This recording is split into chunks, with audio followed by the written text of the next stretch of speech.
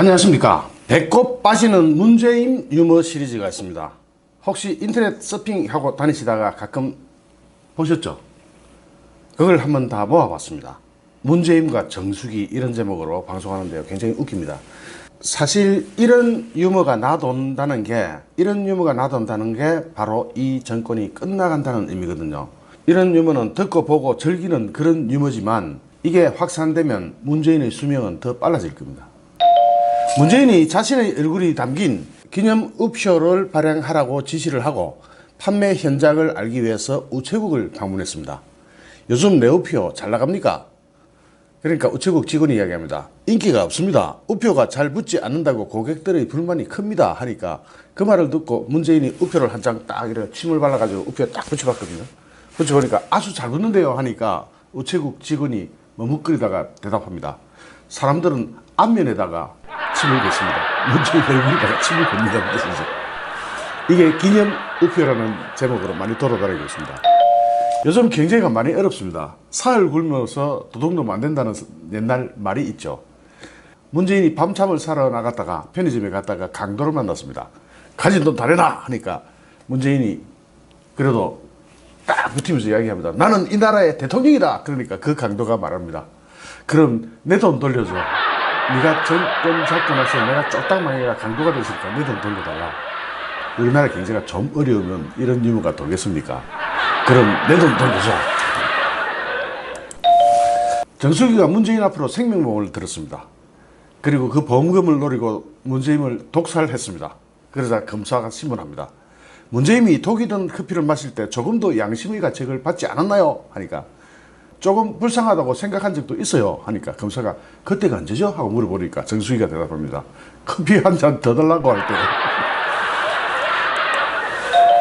문재인이 차를 타고 가다가 사고가 나서 차가 확 뒤집어졌습니다. 지나가던 농부가 발견하고 잘 묻어줬습니다. 경찰서에서 조사가 나와서 그 농부한테 물어봤습니다.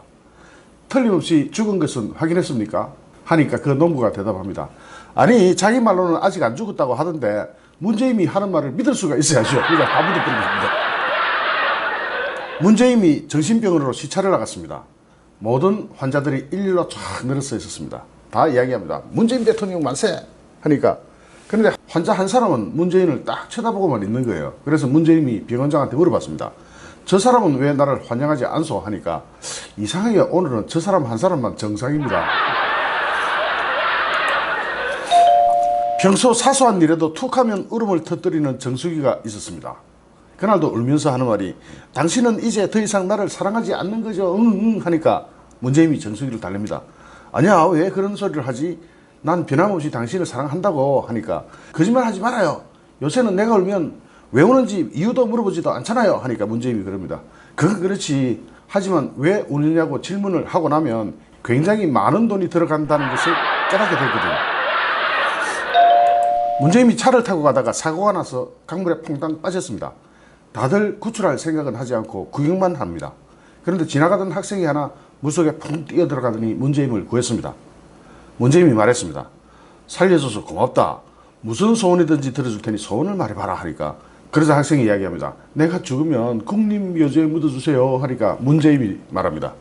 앞길이 창창한 학생의 소원이 왜 하필이면 국립묘지에 묻어달라는 거냐? 하니까 학생이 대답합니다. 제가 잘 모르고 사람이 빠지니까 그냥 우연히 건지긴 했는데요. 제가 문재인을 살린 것을 사람들이 알면 저는 틀림없이 맞아 죽을 겁니다. 제가 죽을 때 꼭 국립묘지에 묻어주십시오. 한 비행기 안에 5명이 타고 빡 하고 있었습니다. 그 안에는 문재인, 그리고 문재인을 향해서라면 이빨을 막 놀리는 조개, 그 다음 늙은 신부 조종사 한 명과 어린 보이스카우트 대원이 있습니다. 이 조개가 누구를 이야기하는지 알죠? 그런데 이 비행기가 털컥 고장이 났습니다. 추락하게 생겼습니다. 그런데 사람은 5명인데 낙하산은 4개 뿐이었습니다. 누가 죽고 누가 살까요? 조종사가 낙하산 하나를 탁 매더니 낙하산 사용법은 이렇습니다. 제가 시범을 보이겠습니다. 하고는 낙하산을 하나 들고는 홀랑 뛰내려 버렸습니다. 낙하산은 이제 3개 남았습니다. 그러자 조개가 이야기합니다. 대통령님, 저는 장관이 끝나면 서울대 교수로 돌아가야 합니다.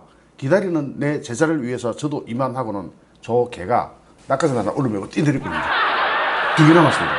저 개가 그렇게 뛰내리니까 문재임이 당황해가지고 저 개 저러고 새끼가 하고는 급하게 배낭 하나를 확 들고 자기도 하나 짊어지고 뛰내리고 있습니다. 그러자 늙은 신부가 어린 보이스카우트 대원한테 말합니다.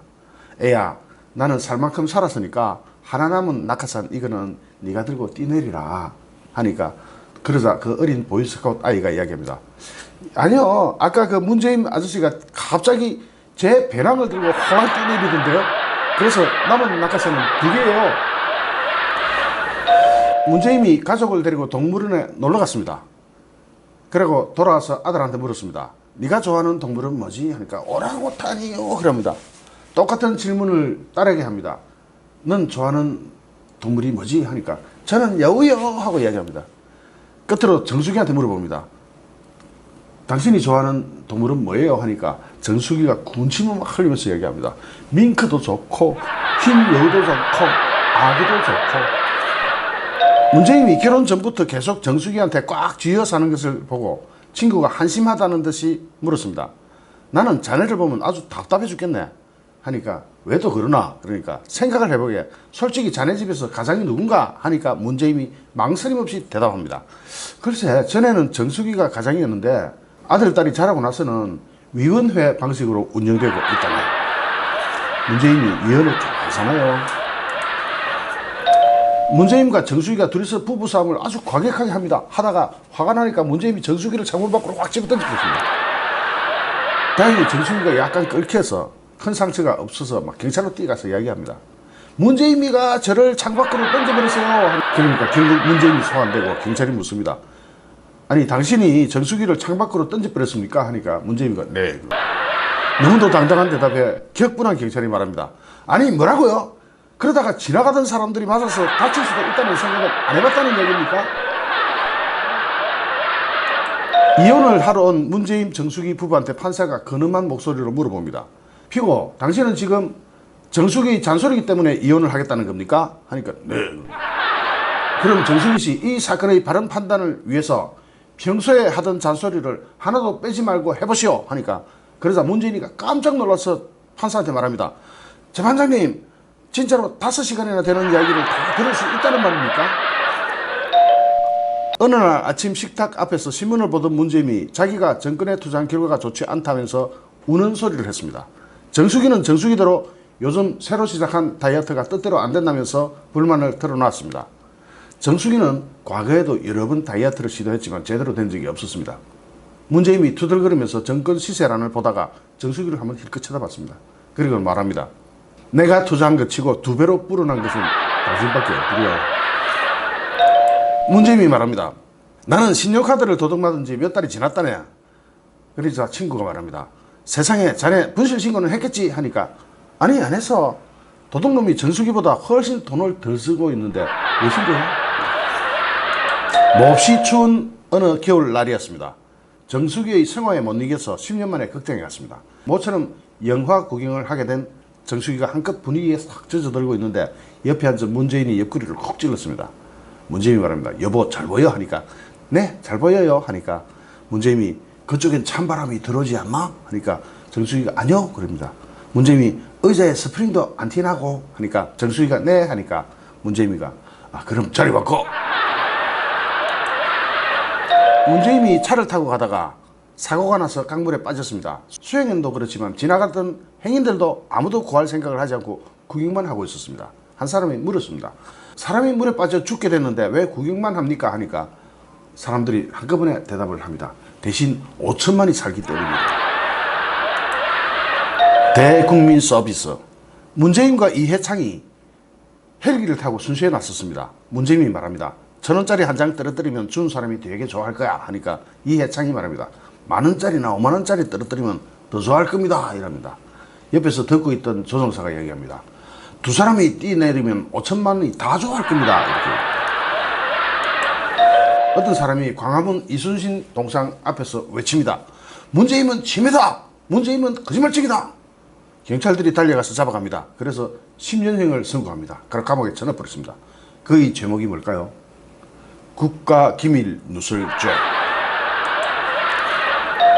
시민이 물어봅니다. 저기 교보문고를 찾아가는데 어떻게 갑니까? 하니까 문재인이가 아, 세종로를 찾아가시면 됩니다. 그럽니다.